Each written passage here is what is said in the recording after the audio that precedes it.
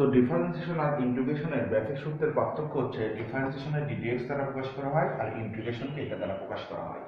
তো আমরা এই ডিফারেন্সিয়েশন সূত্রে এখানে দেখবো কোনো ডিএক্স নাই, কিন্তু ইন্টিগ্রেশন সূত্রের এই জায়গায় আছে ডিএক্স এবং লাস্টে একটা করে প্লাস সি যুক্ত হয়। এখন প্রশ্ন হচ্ছে ইন্টিগ্রেশনে কেন এই ডিএক্সটা ব্যবহার করা হয়।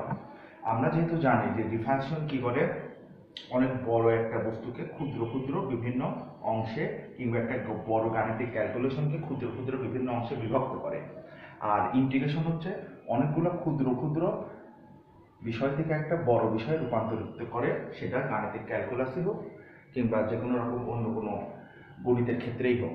তো আমরা জানি কি অসংখ্য ক্ষুদ্র ক্ষুদ্র অংশ সাধারণত ডিএক্স ডিএক্স ডিএক্স ডিএক্স এইভাবে হয় হচ্ছে সামেশন অফ ডিএক্স সমান সমান কত হয় এক্স, অর্থাৎ অনেকগুলো ক্ষুদ্র অংশগুলো একত্রিত হয়ে একটা বৃহৎ অংশে রূপান্তর হয়েছে। আর ডিফারেন্সিয়েশনে কি হচ্ছে, যে বৃহৎ একটা অংশ আছে সেটা কি হচ্ছে অনেকগুলো ক্ষুদ্র ক্ষুদ্র ক্ষুদ্র ক্ষুদ্র অংশে এরকম করে বিভক্ত হয়ে যাচ্ছে। সেজন্য আমরা এই ডিফারেন্সিয়েশনের ক্ষেত্রে ডিএক্স দেখে নিচে, ইন্টিগ্রেশনে দেখি ডিএক্সটা গুণ আকারে, অর্থাৎ গুণ আকারে থাকে হচ্ছে ইন্টিগ্রেশনে আর ডিফারেন্সিয়েশনে থাকে ভাগ আকারে। তো আমরা এই পার্থক্যের ভিতরে সহজভাবে যদি প্রথম সূত্র আর দ্বিতীয় সূত্র, ইন্টিগ্রেশনের প্রথম সূত্র আর ডিফারেন্সিয়েশনের প্রথম সূত্রের পার্থক্যটা বোঝার চেষ্টা করি। এখানে আমরা কি করেছিলাম, আগে টিউটোরিয়ালগুলো দেখাইছি, ddx of x to the power 5 দিয়েছিলাম 5x 5 মাইনাস 1, যেহেতু এখানে n এর মান কত 5। ইন্টিগ্রেশনের ক্ষেত্রে সেম সূত্রটা যদি আসে x to the power 5 dx, তাহলে কি করতে হবে, সূত্র অনুযায়ী আমরা কি জানি x to the power n plus 1, তার মানে এখানে n এর মান কত 5, তার মানে x to the power 5 plus 1 ভাগ n প্লাস 1 অর্থাৎ 5 প্লাস 1, তার মানে x টু দি পাওয়ার 6 ভাগ 6 লাস্টে একটা c। এটাকে বলা হচ্ছে সমাকলন ধ্রুবক বা ইন্টিগ্রেশন কনস্ট্যান্ট। তো এইখানে হচ্ছে বেসিক দুটো সূত্রের ভিতরে পার্থক্য, ফার্স্ট সূত্র। এবার যদি আমরা এটারই আরেকটা এক্সাম্পল দেখে আসি, এটাকে আমরা কি করেছিলাম, যদি কোনো অঙ্কে দেখা থাকতো কি যে 5x স্কয়ার, তখন আমরা এটাকে কি করতাম, ডিফারেন্সিয়েশন করার সময় এই পাঁচটা ধ্রুবক হিসাবে সামনে কমন নিয়ে নিতাম, তারপর ddx অফ কত দিতাম x স্কয়ার দিতাম, তারপরে nx n মাইনাস 1 এর সূত্রে এখানে কি বসতো 5 গুণন 2x 2 মাইনাস 1 অর্থাৎ 5 দুগুণা 10x। আর সেম অঙ্কটা যদি এখন ইন্টিগ্রেশনে আসে সেকেন্ড এক্সাম্পল হিসাবে, অর্থাৎ ইন্টিগ্রেশন অফ 5x স্কয়ার, তো ইন্টিগ্রেশনের অঙ্কে যেহেতু কি থাকবে dx অংশটা থাকবে, তাই অবশ্যই dx প্রশ্নকর্তা দিয়ে দিবে, কিংবা আমাদের যদি বলে 5x স্কয়ারের সমাকলন বের করো, আমাদের এইভাবে বানায় নিতে হবে। তো এটার নিয়ম অনুযায়ী কি হবে, এটাও বরাবরের মতো পাঁচটা ধ্রুবক হিসাবে বাইরে থাকবে, x স্কয়ার dx এই পর্যন্ত করতে হবে। তারপরে আমরা সূত্র অনুযায়ী কি করবে, যেহেতু এখানে n এর মান কত আছে 2, সূত্র কি x to the power n plus 1 ভাগ n প্লাস 1, অর্থাৎ x to the power 2 plus 1 ভাগ কত 2 প্লাস 1, তাহলে 5 উপরে কত হচ্ছে x কিউব আর নিচে হচ্ছে 3, এবং সর্বশেষ হবে ধ্রুবক হিসাবে সেটা হলো যোগ। তো এখানে আরেকটা বিষয় বলে রাখি, ইন্টিগ্রেশন যেহেতু অনেকগুলো ছোট ছোট বিষয়কে বড় একটা বিষয় রূপান্তর করতেছে, এই জিনিসটাকে শুরু এইভাবে করা যায় যে একটা ছোট একটা অংশের সাথে আর একটা ছোট অংশ যুক্ত হয়ে বড় একটা অংশ, সেই তিনটে মিলে আর একটা বড় অংশ, সেই কয়টা মিলে আর একটা বড় অংশ। তার মানে এখান থেকে আমরা ইন্টিগ্রেশনে একটা কনসেপ্ট টের পাই যে শুরু হয় এক স্থান থেকে যেটা সবচেয়ে ছোট এবং শেষ হয় সবচেয়ে বড় অংশতে। এই জায়গাতেই এই ইন্টিগ্রেশন ক্যালকুলাসের লিমিট বিষয়টা চলে আসে।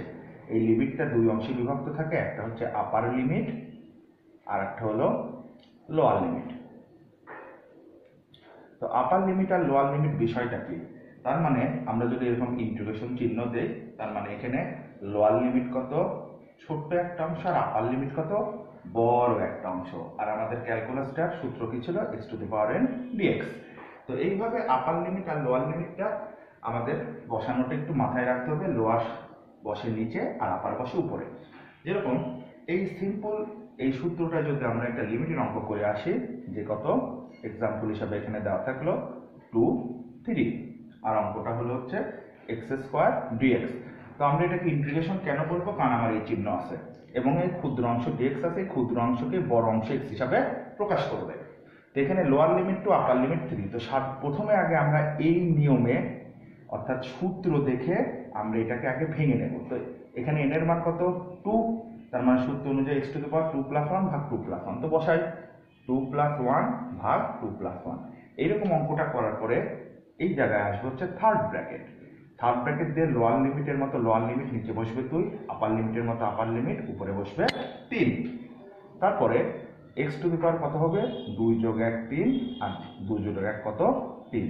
দিয়ে আবার লোয়ার লিমিটের মতো লোয়ার লিমিট, আপার লিমিটের মতো আপার লিমিট। তারপরে এখানে ধ্রুবক হিসাবে কি আছে, উপরে আছে 1, নিচে আছে 3, এটাকে বাইরে নিয়ে আসতে হবে। যদি আমরা বাইরে নিয়ে আসি তাহলে পরে কি দেখব, আমার এখানে থাকতেছে x³ উপরে 3, এখানে কত 2। তো এই অংশটা যদি এখন আমরা এইভাবে এই সাইডে নিয়ে আসি তাহলে কি দেখতে পাচ্ছি যে 1/3। এইবার এই x এর স্থানে বসে যাবে আপার লিমিট, তার মাথার উপর কিউব আছে, কিউব বসবে, তাহলে x এর স্থানে কে বসবে আপার লিমিট, তাহলে x এর স্থানে বসাই দিলাম আপার লিমিট। তার উপর পাওয়ার হিসাবে আছে কত 3, বসাই দিলাম 3। তারপরে সূত্রের একটা হবে মাইনাস, তারপরে x এর স্থানে আবার হবে কত লোয়ার লিমিট, তার মানে এখানে হবে 2, আর পাওয়ার হিসাবে কত থাকবে 3, অর্থাৎ এখানে বসে গেল 2 কিউব। তার মানে 1/3, 3 কিউব মানে কত 27, আর 2 কিউব মানে 8। তার মানে অঙ্কটার অ্যান্সার আসতেছে 27 থেকে যদি আমরা 8 বাদ দেই 19 ভাগ কত 3। তো একইভাবে যদি আমরা লিমিটের আরেকটা অঙ্ক দেখে আসি, আমাদের একটা এক্সাম্পল দেওয়া আছে ইন্টিগ্রেশন অফ, এখানে দেওয়া আছে 1, এখানে দেওয়া আছে 2, x³ dx। তো আমরা এখানে ফার্স্টে সূত্র অনুযায়ী কি করে নেব, x to the power n plus 1 ভাগ n প্লাস 1, এখানে n এর মান কত আছে 3, তাহলে x to the power n plus 1 মানে কত 3 প্লাস 1 ভাগ 3 প্লাস 1। এরকম থার্ড ব্র্যাকেট দিয়ে দেবো, আপার লিমিট 2 আছে বসাই দিলাম 2, লোয়ার লিমিট 1 আছে বসাই দিলাম 1। তারপর এখানে কত হচ্ছে x টু দি পাওয়ার 4 ভাগ 4, আবার থার্ড ব্র্যাকেট ক্লোজ করে 2 1। তো এখানে আমরা দেখতেছি x এর সহগ আছে 1 আর হর হিসাবে আছে 4, তার মানে এই 1/4 আমরা বাইরে নিয়ে চলে আসবো। তারপরে কত হচ্ছে x টু দি পাওয়ার 4 উপরে 2 নিচে 1। একটা জিনিস খেয়াল করতে হবে, আমাদের যখন ইন্টিগ্রেশন করা হয়ে গেছে তখন কিন্তু ইন্টিগ্রেশন চিহ্নটা উঠে যায়, কি বসতেছে থার্ড ব্র্যাকেট। তারপরে আমরা কি জানি নিয়ম অনুযায়ী এখন কি হবে, এই x এর জায়গায় একবার বসবে আপার লিমিট, তার মানে x এর জায়গায় বসালাম 2, আপার লিমিট আছে কত 4, তারপরে সূত্রের মাইনাস। এবার x এর জায়গায় এবার বসবে লোয়ার লিমিট হিসেবে 1, আর সূত্রের আছে কত 4, পাওয়ার হিসাবে 4 বসলো, যেহেতু এখানে x এর মাথার উপর 4 সেজন্য পাওয়ার হিসাবে 4, আর x এর স্থানে একবার আপার লিমিট হিসাবে 2, একবার লোয়ার লিমিট হিসাবে কত 1, আর মধ্যখানে একবার মাইনাস।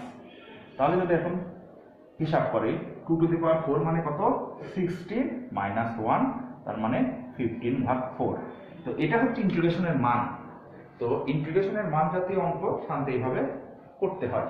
তো এখানে আর একটা একটু প্যাচ মাঝে মাঝে দিয়ে যায়, সবসময় মনে রাখতে হবে লোয়ার লিমিট ছোট হয় আপার লিমিট বড় হয়, যেহেতু ছোট থেকে আমরা ফাইনালি পাচ্ছি বড়, কিন্তু অঙ্ক কোনো ক্ষেত্রে যদি ইনকেস ঘুরায় দেয়, অর্থাৎ বলে দিল কি নিচে আছে 2 উপরে আছে 1, নিচে 2 উপরে 1 x³ dx। দেখেন তার মানে এখানে শুরু হয়েছে 2 থেকে শেষ হচ্ছে 1 এ, সেটা আসলে ওই সমাকলনের সম্পূর্ণ বিপরীত একটা কথা। সমাকলন ছোটগুলা থেকে আস্তে আস্তে বড় দেখায়, বড় থেকে ছোট দেখানো সম্ভব না। তো এই ধরনের আমাকে ফার্স্টে কি করতে হবে, একটা মাইনাস কমন নিয়ে লিমিটটা চেঞ্জ করে দিতে হবে, আর কিছুই না। তার মানে এখান থেকে আমরা কি বুঝলাম যে যদি নিচে লোয়ার বড় থাকে আপার যদি ছোট থাকে, সামনে একটা মাইনাস কমন নিয়ে লোয়ার যাবে আপারের জায়গায়, আপার আসবে লোয়ার জায়গায়, অর্থাৎ 2 গেল উপরে 1 আসলো কোথায় নিচে, বাস বাকিটা আগের মতোই নিয়ম। সেই নিয়মটা কত যে x³ dx মানে কত 3 প্লাস 1 ভাগ 3 প্লাস 1 লিমিট টু 1, তার মানে মাইনাসের মতো মাইনাস কাটে গেল 4 2 1। এবার আমরা কি জানি ধ্রুবক হিসাবে -1/4 বাইরে বের হয়ে গেল, তারপরে কত বসবে x টু দি পাওয়ার 4 2 1।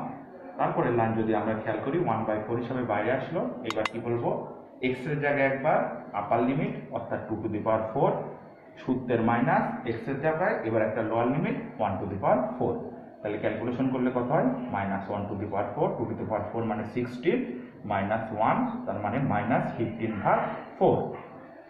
তাহলে আমরা মোটামুটি একটা সহজ বিষয় দেখাই, a b f of x dx। যদি কখনো a b এর চাইতে বড় হয়ে যায় লিমিট হিসাবে, তখন আমরা কি করব, একটা মাইনাস দিয়ে উপরে নিয়ে যাব a কে, নিচে নিয়ে আসবো b K, f of x dx, অর্থাৎ যে কাজটা এখানে করা হলো।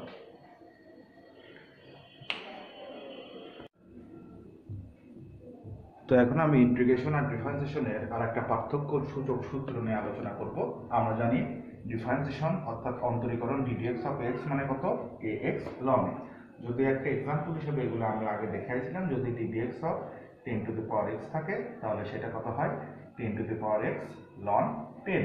কেন, যেহেতু এখানে a সমান সমান কত আছে, 10 আছে, তাই সূত্র অনুযায়ী 10 টু দি পাওয়ার x মানে লন, আর এখানে এর জায়গায় হয়ে গেল কত, 10। এখন ইন্টিগ্রেশনের ক্ষেত্রে যদি আমরা একটা সূত্র দেখে আসি, ইন্টিগ্রেশন অফ x মানে কি ax বাই ln a।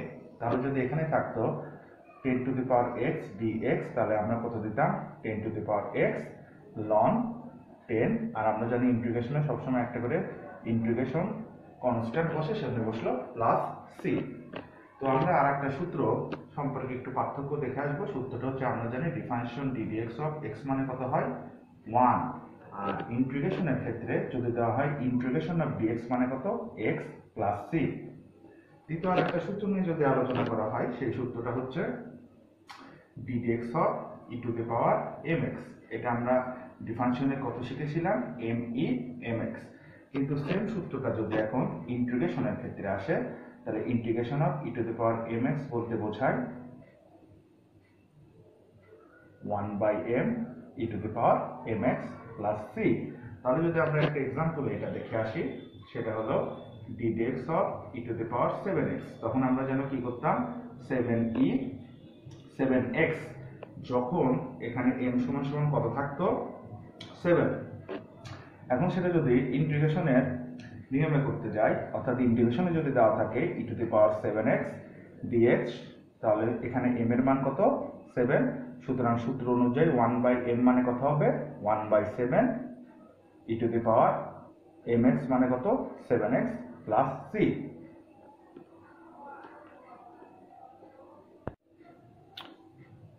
এখন আমরা আরেক দুটো পার্থক্য সূচক সূত্র দেখব। আমরা জানি ডিফারেন্সিয়েশনের ক্ষেত্রে কি হয়, ddx অফ ln x মানে কত, 1/x। তাহলে এটার এক্সাম্পল হিসাবে যদি একটা অঙ্ক থাকতো ddx অফ ln 5x, তখন আমরা এটা কিভাবে করতাম, যেহেতু 1/x, এখানে x এর জায়গায় কত আছে, 5x, তার মানে কত হবে 1/5x। যেহেতু এটা x হয়েছিল না, তখন আমরা কি করতাম, ddx অফ 5x, তারপরে 5টা ধ্রুবক হিসাবে কোথায় রাখতাম, সামনে, তারপরে কত হতো 5, আর ddx অফ x, এটার মান আমাদের কত হয়ে যেত, 1। আর এই 5 কাটা হয়ে যায়, আমাদের মান আসছে কত, 1/x। এখন যদি সেটা ইন্টিগ্রেশনে হয়, তখন এটা ডাইরেক্ট কথা হচ্ছে integration of dx by x হয়ে যাবে ln x। তো এইটা আমরা যদি এখন অঙ্ক আকারে একটু করতে যাই, তাহলে আসলে এটা দেখা যাক যে অন্য কোনো অ্যান্সার আসে কিনা। যদি আমরা একটু খেয়াল করি, এই xটা নিচে আছে, অর্থাৎ আমরা যদি একটু আলাদা করে নেই 1/x dx, তারপরের লাইনে যদি xটাকে উপরে তুললে x ইনভার্স হয়ে গেল। তাহলে যদি আমরা এই পুরাতন এটার বেসিক সূত্রটা যদি অ্যাপ্লাই করি, যে সূত্রটা ছিল x to the power n dx, x to the power n plus 1 n plus 1। তো এই সূত্র যদি এখন ব্যবহার করি, তো এখানে n এর মানটা কত আসতেছে, এখানে n এর মানটা দেওয়া আছে কত, -1। তাহলে সেক্ষেত্রে কত হবে, x to the power -1 plus 1 ভাগ -1 প্লাস 1। তাহলে সেক্ষেত্রে আমাদের মানটা হয়ে যায় কত, x0 ভাগ 0, অর্থাৎ সম্পূর্ণ চলে আসে কি একটা অসংজ্ঞায়িত ক্ষেত্রে মান। তো সেজন্য আমাদের খেয়াল রাখতে হবে, যদি integration of dx by x থাকে, তাহলে সেটার অ্যান্সারটা কত হবে, ln x। আর এখানে যদি আমরা ইন্টিগ্রেশনের আর একটা সূত্র নিয়ে আলোচনা করি, এটাও একটা শর্টকাট সূত্রের টেকনিকে পড়ে, সেটা হচ্ছে ইন্টিগ্রেশন অফ dx ভাগ যদি x স্কোয়ার থাকে, তাহলে সেটার মান হবে -1/x। এটাকেও যদি আমরা বিস্তারিত একটু অঙ্ক আকারে ভাঙতে আসি, তাহলে কিভাবে করা যায়, আমরা জানি কি এটাকে লেখা যায় 1/x স্কোয়ার dx। এই x স্কোয়ারটাকে যদি উপরে নিয়ে আসি, তাহলে x ইনভার্স -2 dx। এখন এটাকে যদি আমরা x to the power n dx এর সূত্র অনুযায়ী ফেলে দেই, যেখানে n এর মান এখানে কত আছে, -2, তাহলে এটাকে সূত্র ভাঙলে কত হয়, -2 প্লাস 1 -2 প্লাস 1। তার মানে হচ্ছে এক্স ইনভার্স আর -1, তার মানে অ্যান্সার কত হচ্ছে -1টাকে যদি আমরা এই মাইনাসটাকে যদি আমরা সামনে নেই তাহলে এক্স ইনভার্সটাকে লেখা যাচ্ছে কত 1/x। অর্থাৎ এটার ক্ষেত্রে কিন্তু সূত্রটার অ্যান্সার প্রমাণিত হলো। তো এই সূক্ষ্ম সূক্ষ্ম জিনিসগুলো আমাদের ইন্টিগ্রেশনের ক্ষেত্রে একটু লক্ষ্য রাখতে হবে। এখন আমি আর দুটো সূত্রের হচ্ছে পার্থক্য সূচক কিছু এক্সাম্পল দেখাবো। যেরকম আমরা 1 নম্বর সূত্র দেখতেছি কি ডিফারেন্সিয়েশন অর্থাৎ অন্তরীকরণ কি বলতেছে ddx অফ sin x মানে কত cos x। তাহলে 1 নম্বরে ডিফারেন্সিয়েশনে যদি এখন আমরা একটা এক্সাম্পল এর আগে করে আসছিলাম কত, যদি দেওয়া থাকতো ddx অফ sin 8x, তখন আমরা কি করতাম, এটার অ্যান্সার হচ্ছে যেহেতু ddx অফ sin x মানে cos x আর এখানে x এর স্থানে কত আছে 8x, তার মানে ddx অফ sin 8x হবে কত cos 8x। কিন্তু সূত্রে যেহেতু x আছে সেহেতু এটা এখনো x হয় না, জন্য এটাকে আবার ডিফারেন্সিয়েট করতে হবে অর্থাৎ 8x দিয়ে। তখন আমরা অ্যান্সারটা কিভাবে বের করতাম, 8টাকে সামনে নিয়ে চলে আসতাম cot cos 8x হতো, ddx অফ x এর মান কত হতো আমরা জানতাম 1, তার মানে অ্যান্সারটা হচ্ছে 8 cos 8x। আর এটা যদি একটা উদাহরণে চলে আসি ইন্টিগ্রেশনের ক্ষেত্রে, যদি আমাদের দেওয়া থাকে integration of sin 5x dx, তখন এটা আমরা কিভাবে করব, যখন সাইন থাকতেছে তখন হবে কত -cos x। তো যেহেতু এখানে আমাদের x এর জায়গায় কত আছে 5x, তার মানে আমাদের হবে -cos 5x। এই জায়গাটা একটু চেঞ্জটা কিরকম, এই জায়গায় কিন্তু 8টা ছিল গুণ আকারে, আর এই জায়গায় x এর সহগ কত আছে 5, এই 5টা জাস্ট অনলি ভাগ হয়ে যাবে প্লাস c। আমরা এটার আরেকটা এক্সাম্পল দেখে আসি। যদি দেওয়া থাকে sin -11x dx, তাহলে লজিক্যালি আমাদের কত হবে, আমরা যেহেতু জানি কি sin x মানে -cos x, তার মানে -cos -11x বসে গেল। এখন এখানে x এর সবটা কত আছে -11, জাস্ট এখানে -11টা ভাগ হয়ে গেল আর এখানে কত হবে প্লাস c। এখন যদি আমরা 2 নম্বর সূত্রটার একটা এক্সাম্পল দেখে আসি ডিফারেন্সিয়েশনের ক্ষেত্রে, আমরা কি করেছিলাম ddx অফ cos, যদি আমাদের 8x থাকতো তাহলে আমরা কি জানি ddx অফ cos x মানে কত -sin x, তার মানে হতো -sin 8x। যেহেতু এটা x হয়নি এটাকে আবার আমরা ডিফারেন্সিয়েট করতাম, করে আমাদের অ্যান্সার আসতো কত -8 sin 8x। এটা হচ্ছে আমাদের অ্যান্সার, যেটা আমরা এর আগে টিউটোরিয়ালে দেখে আসছি।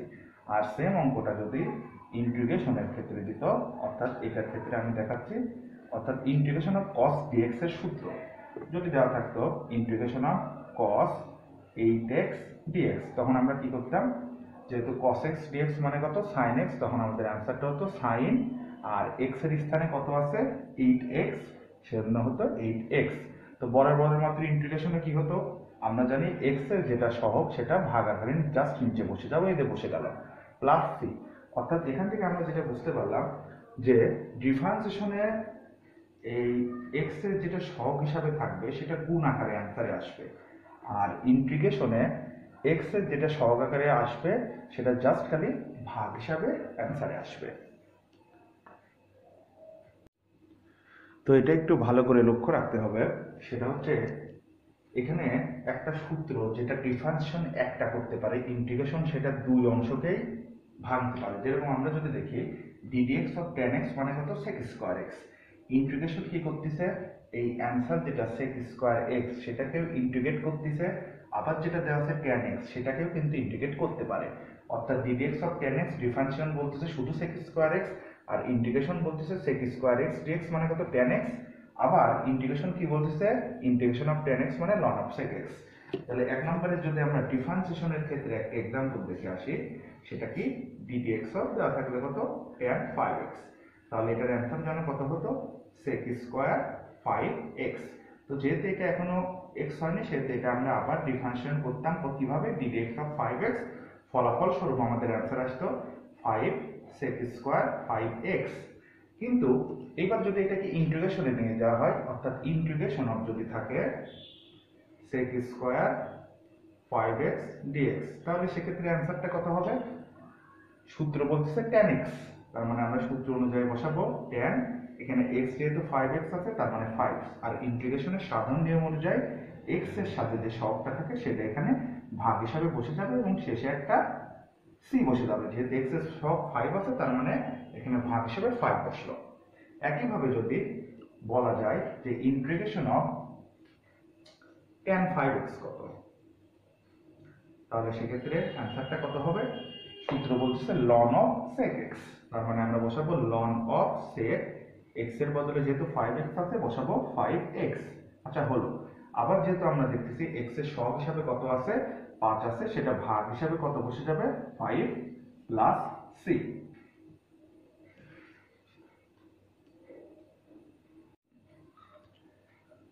একইভাবে যদি আমরা এই সূত্রটাও খেয়াল করি, সেটা হচ্ছে ddx of cot x মানে কত, minus cosec square x। Integration কি করতেছে, এই cosec স্কয়ার x কেও ইন্টিগ্রেট করতে পারে, আবার এই cot x কেও ইন্টিগ্রেট করতে পারে। তো আমরা যদি এখানকার 2 নম্বরের একটা উদাহরণ দেখে আসি, সেটা দেখা গেল ddx of cot x এর জায়গায় দিল cot 7x, তাহলে আমাদের অ্যান্সারটা কত হবে, আমরা জানি কি মাইনাস cosec স্কয়ার x এর স্থানে কত বসবে 7x, বসলো 7x, যেহেতু এটা x হয়নি নিয়ম অনুযায়ী আমরা কি করতাম, আবার ডিফারেন্সিয়েশন করে এটার অ্যান্সারটা কত আসতো মাইনাস 7 cosec স্কয়ার 7x। এখন যদি ইন্টিগ্রেশনে চলে আসি, অর্থাৎ এই সূত্রটা যদি ব্যবহার করা হয়, ইন্টিগ্রেশন অফ cosec স্কয়ার যদি আমাদের থাকে হচ্ছে 7x, তাহলে আমাদের সূত্র অনুযায়ী অ্যান্সার কত হবে, সূত্র অনুযায়ী আমাদের অ্যান্সার হবে মাইনাস cot x, তাহলে কত হবে মাইনাস cot x এর স্থানে কত হবে 7x।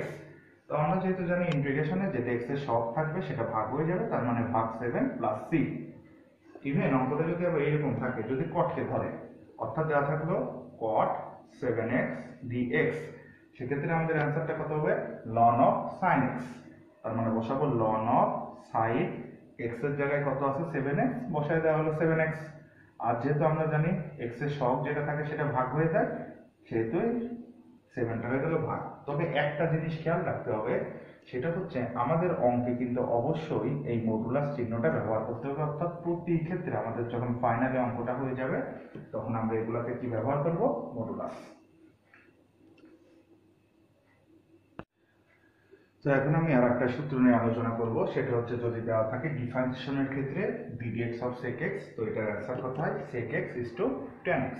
যেমন এটার আমরা एग्जांपलेর আগে করে এসেছিলাম, সেটা কি যদি আমার দেওয়া থাকে হচ্ছে ddx of sec 5x, তখন এটার আমাদের অ্যান্সার কত আসতো sec 5x tan 5x।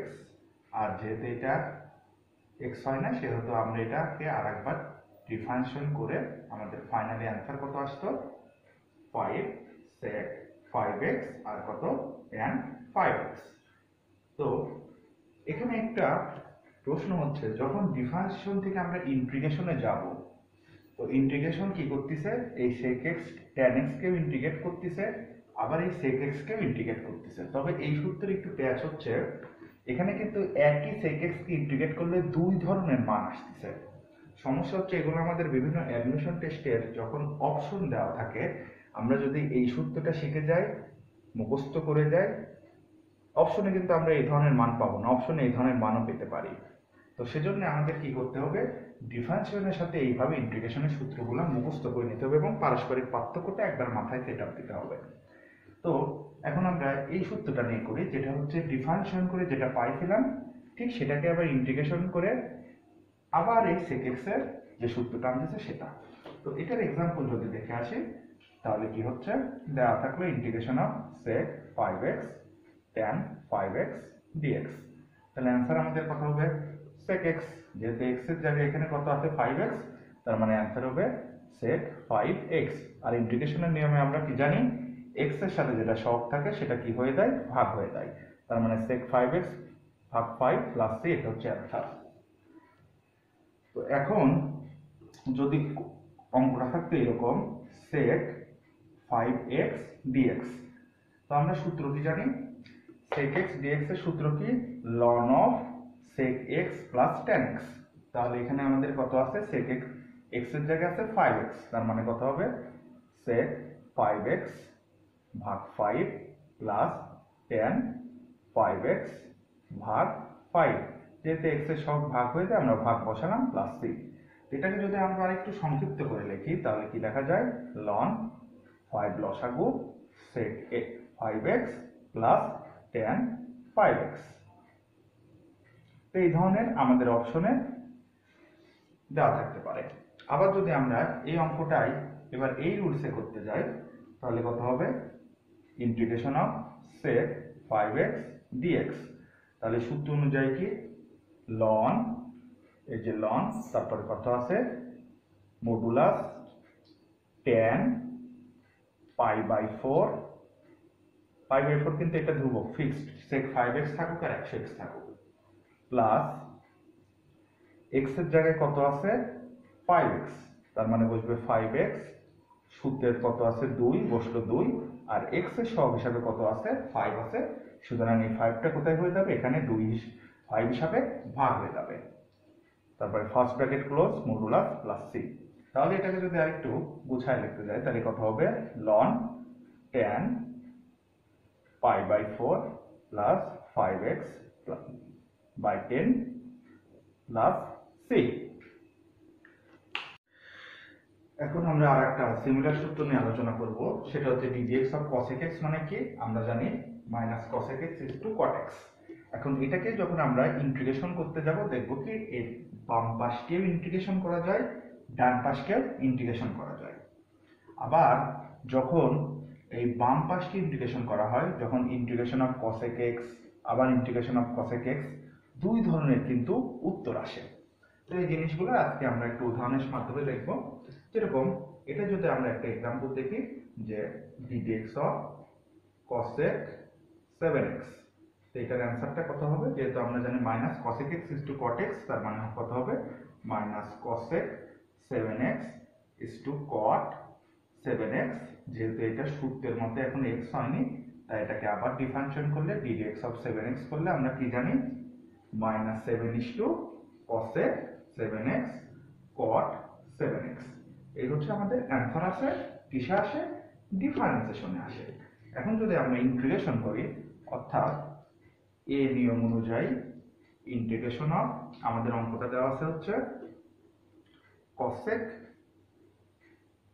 7x আর হচ্ছে cot 7x dx। তো এটাকে যদি আমাদের ইন্টিগ্রেশন করতে বলে তাহলে আমাদের এই সূত্র অনুযায়ী অ্যানসার কত হবে মাইনাস cosec x, তার মানে মাইনাস cosec 7x।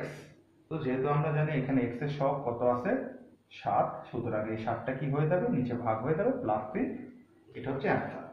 এখন যদি বি রুটসটা ধরে করতে যাই, অর্থাৎ এই cosec x টাকে যখন ইন্টিগ্রেশন করতে বলবে, ধরে নিলাম এখানে একটা অঙ্ক দেওয়া আছে cosec 8x dx, তখন কিন্তু আমাদের বি সূত্র ধরে করলে এক অ্যানসার, সি সূত্র ধরে করলে আরেক অ্যানসার। তো অ্যানসারটা কত হবে, আমরা বি সূত্র ধরে যদি করি মাইনাস, সরি কোনো মাইনাস নাই, ln tan x বাই 2, তাহলে মানে কত হবে ln tan, এখানে x এর স্থানে কত আছে 8x, তার মানে কত হবে এই x এর জায়গায় হবে 8x, সূত্রের একটা নিচে 2 আছে 2, আর x এর সহগ কত আছে 8, তার মানে হবে কত গুণন 8 প্লাস c। তাহলে 8 ক্যালকুলেশন করলে কাটাকাটি করলে কত হচ্ছে ln tan x by 2 plus c। এবার যদি এটা c ধরে করা হয়, অর্থাৎ দেওয়া আছে cosec 8x dx, তাহলে সূত্র কত হবে মাইনাস ln, এই যে সূত্র কত cosec x, তার মানে হবে হচ্ছে cosec x এর স্থানে কত বসবে অবশ্যই 8x, ভাগ কত বসবে 8, যেহেতু আমরা জানি কি x এর সহগ 8 সেজন্য 8 দিয়ে ভাগ, তারপরে কত আছে plus cot x, plus cot x এর স্থানে কত হবে আবার 8x, ভাগ কত হবে 8, কিন্তু x এর সহগ 8 প্লাস c। তাহলে এখন যদি আমরা একটু লসাগু করে নেই, তাহলে লসাগু করলে কত হবে 8, 8 কমন নিয়ে একটা লসাগু হয়, আর আমরা যদি মনে করি যে না এরকম 8 8 কমন নেব না, ডাইরেক্ট এটা কেটে দেব, তাহলে আমাদের অ্যানসারটা কত আসে minus ln cosec x plus cot x plus c।